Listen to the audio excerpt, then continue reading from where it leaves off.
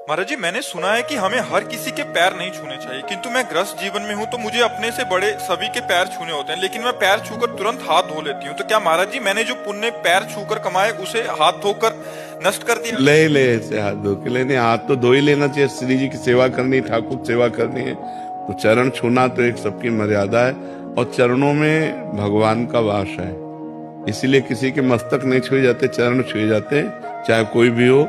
चरणों में भगवान में, हमारे सब अंगों में देवताओं का वास है, जैसे हाथों में देवराज इंद्र का वास है, ऐसे अलग अलग सब जगह तो चरणों में विष्णु का वास है। इसलिए हम भगवत भाव से जब छुए, किसी के भी छुए तो भगवत भाव से छुए।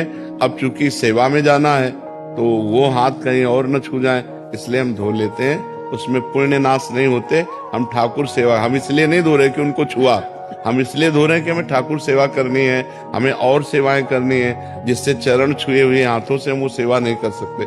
जैसे हम गुरु के ही चरण हैं, तो गुरु के चरण छूने के बाद यदि श्री जी को हमें भोग लगाना है तो हाथ तो धोना पड़ेगा ना, क्योंकि श्री जी को भोग लगाना है।